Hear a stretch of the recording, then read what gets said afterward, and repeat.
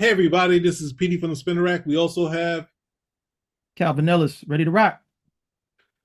now the talk of Spider-Man 4, Brand New Day, and it might draw from one of the comics, which is Gang War. And but in this one, Spider-Man will enlist Daredevil, Luke Cage, She-Hulk, Shang-Chi, and what is it, Tombstone? But Tombstone's a villain, so and he's a key part of the comic story. I don't know much about the comic story, but it seems like all the characters they got hanging around in the Marvel universe will join Spider-Man and Spider-Man in dealing with this gang war. Now, did have you read that story? Yeah, read that years ago. Wait a second, is it the one? Did you see the picture of this, which has um what's it? These characters, Superman. Whoa, wait a second. This is a different one. Okay, yeah, all right. So yeah, so they're gonna The they're gang war that the gang war that I read, it was who was in there? Spider-Man, Daredevil, I think the Falcon was in there. That was a different gang war. That was a good one. This one, uh-oh. This could be a mess. man. So hmm, so hold on The fact that you now. got a gang war and and She-Hulk is there, yeah, this could be a mess. So I'm gonna play this down so you can hear what the article says. So Spider-Man 4 may be drawing directly on one of Marvel's most recent comic events that brings in Daredevil, Luke Cage, She-Hulk, Shang-Chi, Tombstone, and many more. Spider-Man Brand New Day is currently in production as the fourth film in the Tom Holland starring Spidey franchise. And though the plot of the film hasn't been revealed, the indication that the sequel will be a more street-level story could point to the influence of the 2023 Marvel Comics event, Spider-Man Gang War. There are some clues that could indicate the connection between Spider-Man 4 and Gang War, especially with the addition of characters like Punisher, Tombstone, Scorpion, and Hulk to the cast, as well as the rumored inclusion of even more villains such as Mr. Negative.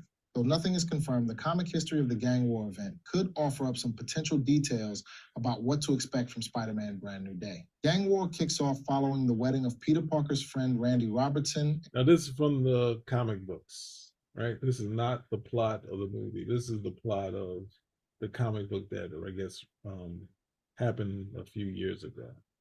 Janice Lincoln, the villain known as the Beetle, who is also the daughter of Tombstone, played by Marvin Jones III in Spider-Man Brand New Day. The wedding is interrupted by Shotgun. And you know that actor? That actor is the light skinned guy, the evil guy from what's the name? From Black Lightning. So he's gonna be Tombstone. Yeah, You thought the guy okay. who played Tobias Whale. All right, cool, cool. Yeah, he's albino. Huh? Albino. Yeah. No, he's not light skinned, he's an albino. Thank you. I'm sorry. Hey, you want those albinos after you? No, I don't want Don't them call us after light skinned. what are they talking about? I get no. They're giving me that from time to time. But anyway, I get it. I understand. So apologies.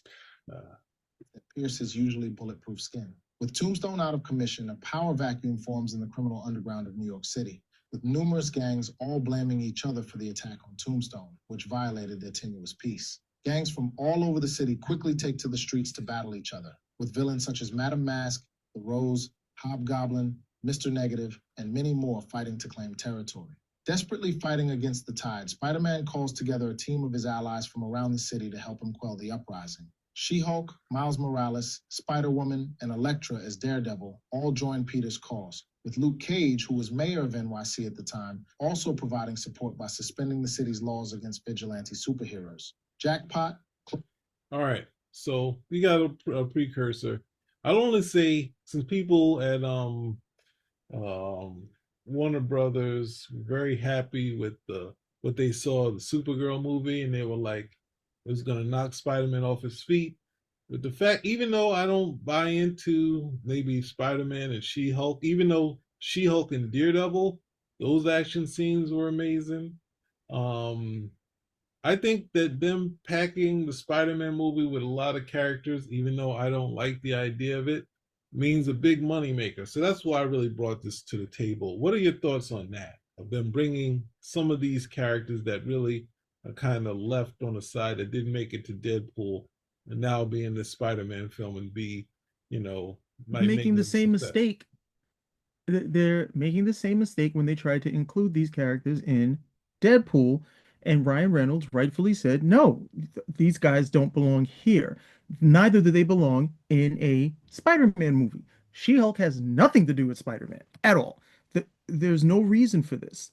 But some people just have to learn the hard way. It's not enough that you hit your thumb, but you need to hit your index, middle, ring, and pinky finger, and then you get an understanding of how to wield the hammer appropriately. You have a good story in Gang War, and that was the original. Well, I can't say it was the original because that title might have been used before, but there was a Gang War story that took place. Now, this is Copper Age. I would say like in the 80s. That was a solid story, but I don't believe they would be able to execute that well because the characters were established in that story. We knew who these guys were. They interacted. When Daredevil and Spider-Man are contending against each other, it means something because Daredevil and Spider-Man uh, have not just adventured together as heroes, but they also have a friendship. So, and they know each and they know their secret identities. That's not something I think they could pull off. This, however, I mean, I would have to be 100% fair, I would have to read the storyline. But to put it into a movie seems so slapdash. And I don't know why you would want to do that with Spider-Man, because Spider-Man pretty much stands outside of the Marvel Universe, where people still trust that brand. They still trust that franchise to the tune that when Spider-Man 3 came out, if the rest of the Marvel movies were suffering, nobody seemed to care about it. They wanted to see Spider-Man. Spider-Man is this perennial favorite. They love the character. I can understand that you might want to use Spider-Man to try to boost a character here or there, but if it's not someone who's organically part of Spider-Man's world, I just don't see this. And then you run the risk of Spider-Man being something that they don't trust. And that's not where you want to be because they did that with Superman to the point that he was a character that was becoming niche only for people who wanted to see a whole bunch of, grim and gritty, bust them up, shut them up type stuff. So I'm not sure. I wouldn't do it. I wouldn't do it. Well, I think that this well, first off, I think if you're gonna I can't get around them using a bunch of characters and doing Spider-Man team up. Can't get away from it, but then maybe you can't, She-Hulk and Shang-Chi are way too cosmic for a gang war storyline. So it feels like those two would be xed out. I mean, Shang-Chi here with the rings and all that cosmic, like the mystical stuff with that, and She-Hulk just from the fact that being well, they're talking about Mark Ruffalo also being in this film. So having Hulk or She-Hulk seems to be too much. But if you're going to do this and you have popular characters like Daredevil and Punisher and Luke Cage, that seems like you could have your gang war type of thing, even though um, you don't have enough villains. You have Tombstone who you can beef up. They're talking about the Beetle in the comic book, but I'm not sure if they would put the same thing you've talked about before of having villains for them to fight, to be a part of this gang war, to have good face-offs. If you're going to spend all your money on Hulk graphics and She-Hulk graphics, um, where are you going to get your money for any villains for them to fight besides cannon fodder and the Tombstone doing terrible? Oh, Mister, the guy. You don't have to spend too much money on that new Spider-Man villain. So I think that would be well, but you don't have any really good matchups to have in this sort of thing to have those type of powerful characters. But it just feels like I know with the first movie they didn't make the billion that they wanted to, and they're looking at the Black Panther making it, and they're like, they should have done it. That's why we put this one first. And then the next one after Endgame, Far From Home, did the billion along with Captain Marvel. And then they had the bigger one bringing all the Spider-Man. Obviously, since the multiverse, Into the Multiverse was big, they were able to play off of having all Spider-Mans in it and being very big. But that doesn't mean, and also having Doctor Strange in it. But doing that, I don't feel that you should do a thing where you have a whole bunch of characters in there. I know the story is him getting characters. I'd love to go back to having Spider-Man be the one guy in this thing, but I think we can't escape having multiple characters because they think that's the gimmick when Spider-Man's the gimmick. It's like a thing where I think Straczynski was doing Spider-Man and he was doing next gimmick after the next gimmick, and it's like, oh, now he has organic webs. We revealed his identity. Oh, Gwen Stacy's coming back, and it's like, Straczynski, you are the gimmick. Not to say in a bad thing, because at the same time, I think I think Byrne was when they were doing the chapter one and they were like trying to come up with something. We don't know what to do. Issue two in the cover, and it's like, I'm the gimmick, because that's the thing. The hard part of when you have a creator who is a big name and then you're still trying to do bigger things and bigger events. Yes, you can do events, but it's like when you're trying to do the next issue, let's try to do this with Spider-Man. I think it's kind of a waste. But at the same time, we can't escape this. This is Marvel, but it does a screw in the pooch type of thing of having all these characters saying Spider-Man to get him to interact and turn Spider-Man into a reactor, which he is sort of, but he's a character who can carry his own film without having the reactor elements to it. Because he really early on wasn't the best guy to be around, because he was, not always the best in the group, and he was always very cynical.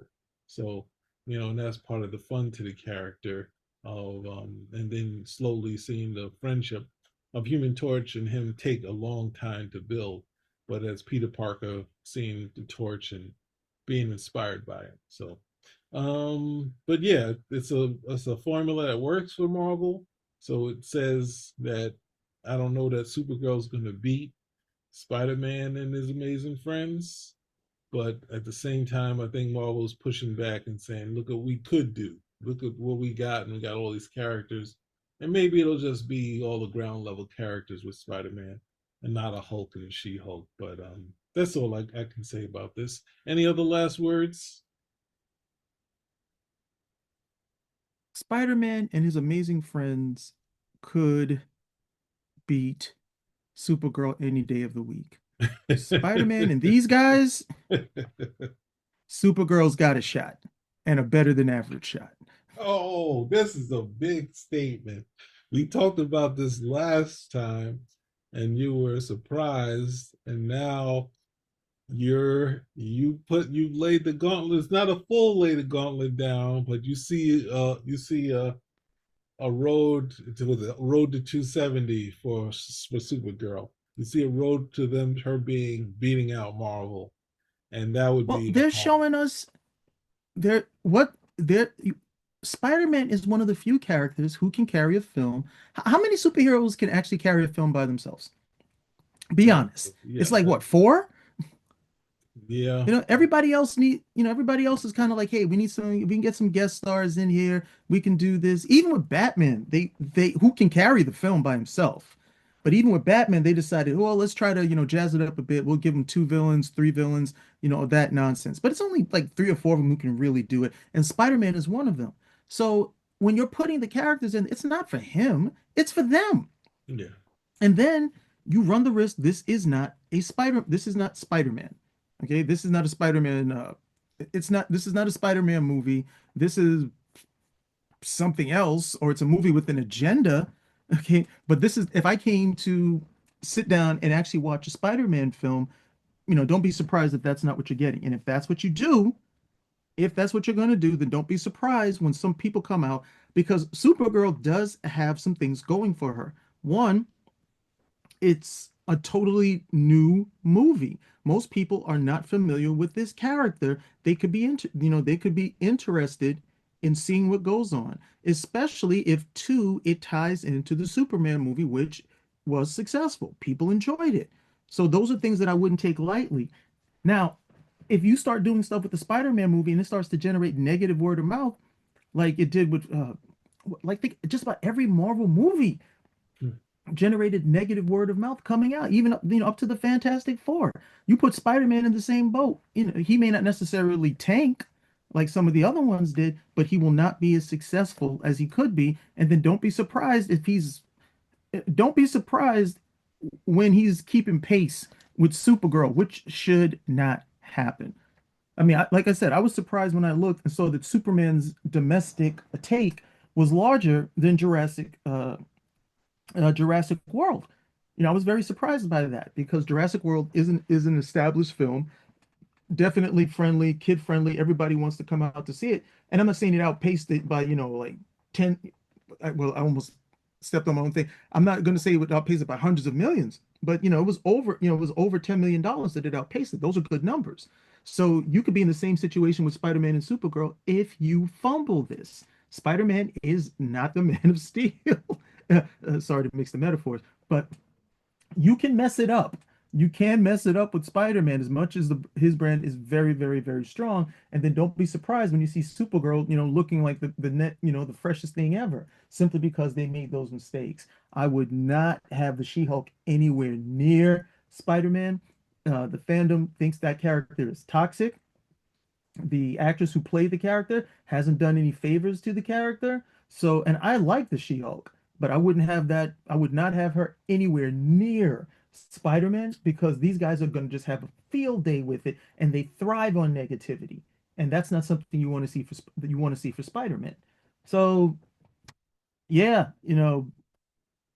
I don't know. I don't know who's making these decisions, but it's literally like they hired somebody to make bad decisions and they're getting their money's worth.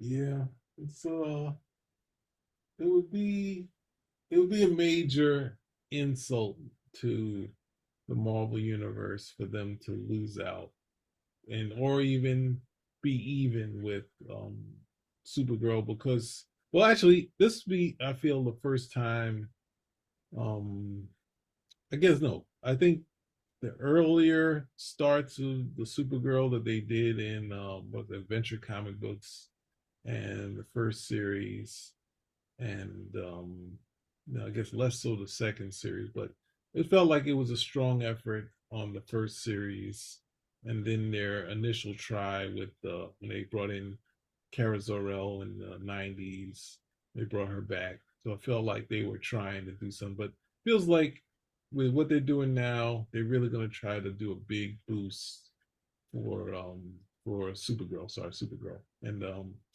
with this, we have Spider-Man, but we're kind of worried about will we get to the billion this time? When the last movie did a billion, so um, you have a storyline that has No, plus.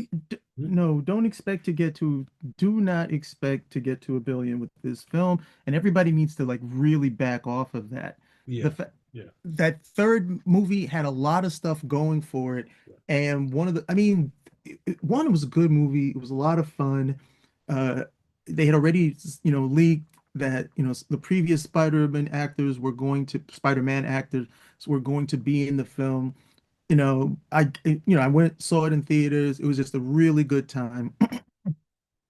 It was a really good time. So, and the time period was still where the comic market and the comic film market had not contracted to what it is right now. Mm-hmm. Because shortly after that film came out, do you remember the panel in Marvel Superheroes Secret Wars 8 where Spider-Man gets the black suit?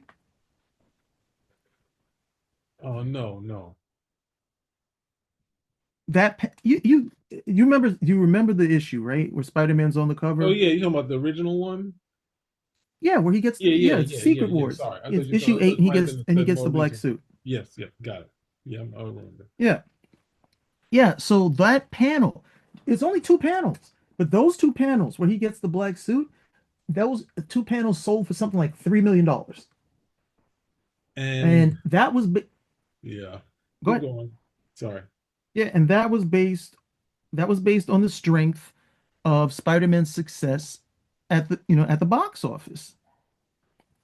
So now, so for me now, that's no longer the case. That's no longer the case. Marvel, hmm, Marvel, Marvel floundered. A lot of the stuff, the part of the reason why the market contracted is because Marvel was seen as the going away favorite, and they really bungled. If anything comes back, Marvel not only has to revitalize, but DC also needs to be successful in what they're implementing. And you're not revitalizing yourself unless you're going to reboot like DC is doing. You're not revitalizing yourself when this is the potential story that you're going to put out. Spider-Man, She-Hulk, Elektra as Daredevil, Spider-Woman, who nobody has met. The only Spider-Woman we've met was pregnant riding a motorcycle. So if this is the storyline, even Tombstone is should not be the villain that Spider-Man's going up against in a film. Maybe in a TV show or something with somebody else, but these are not good decisions. That's a good point. So, but then, you know, with that said, what about not these characters? She Hulk, Shang-Chi, Luke Cage, those characters. Doing what? It doesn't change much having what's going on here. So I get definitely get you. The hard part is yeah, that's that what you said in describing those characters. I only wanted to point out that the characters there, that they're talking in talks and putting in there isn't much of a help to have a street level story. And you also have another plot of how do you factor in his girlfriend that doesn't know who he is anymore? And does she find out in this story during the gang war with all these other characters where they were mixed into the story? So, oh man, this is I don't know. This is what people wanted. This having Marvel having their flagship, not he's not flagship, but their the guy on the paperwork having Spider-Man back. They got him back, and then at the same time, you know, it's been Marvel team up. In my opinion, because I did argue with a friend saying, I said all they're doing is Marvel team ups, and he's like, prove it. That's it. I was like, well, this one, and then Iron Man has been in the Spider-Man movie. He's not been in the movie long enough. The fact that he's there and Spider-Man gets to interact with them and all the other and happy and that sort of thing. But yeah, I think trying to get back to what Stan had kind of co-created of having this character who was that people connected with, and the times when he ran into the heroes, it was fun, and he wasn't always in the not necessarily the right side of the law, but at the same time, people liked him so much they forget different periods when he showed up. He came in with an attitude, with the Fantastic Four, and he was bothering the Torch when Torch was having a party with a bunch of girls, and he came and busted that, and it turned into a big fight where he wasn't involved at all. He just decided to mess with Johnny Storm. So he was a fun character, and he was a character that kind of was able to push buttons. Definitely his first appearance with the Avengers when he completely left. But this is the kind of character that you have, and kind of trying to what they initially did was trying to do like the Tony Stark, try to the Mm. play up the science and also play up him being able to connect with different things. This is going to be tough, especially because of the characters they might have around. And the Shield being up in the air and then having the Hulk in the air. It's like, it's over. Just have the Hulk leap. But we're going to decide he can't leap anymore because we're not using the Shield. But, it's just whoever's around type of deal to do another team up type of deal. Because, they also looked at the Batman versus Superman. We can do that better. Civil War. We can do it better. So yeah. Yeah. So there we And they go. did. And they did. Damn you. And they Damn did. you. Damn you. Don't Yeah, point that they out. did. They had a better understanding of what people expected, and they delivered. Uh, Zack Snyder had a manifesto, and he delivered. And the people who bought the manifesto loved it, and everybody else said, "What the heck is going on?" Mm, yeah. So Um, no, so with I'm hoping that this doesn't pan out and they have some better ideas because there's still villains. I mean, Spidey has a very rich cast. He has a very, very rich and deep rogues gallery. There's a bunch of guys that you could bring in here, even as first timers who have more gravitas than Tombstone. But if the whole idea is like, okay, we want to use this as a vehicle to try to jumpstart or, you know, uh, get light on these particular characters, like, no, no, no, not with Spider-Man. And then they don't understand why the last one was so successful was because that was Spider-Man times three. That was the big that was the big thing at the end of the day.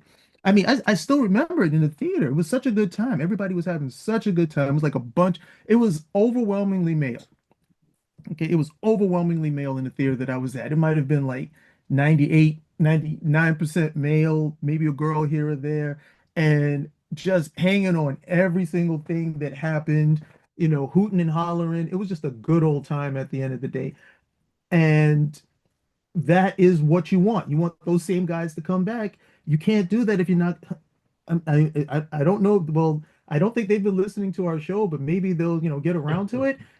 Don't mess that up. Don't mess that up. There's a reason why all those guys enjoyed it.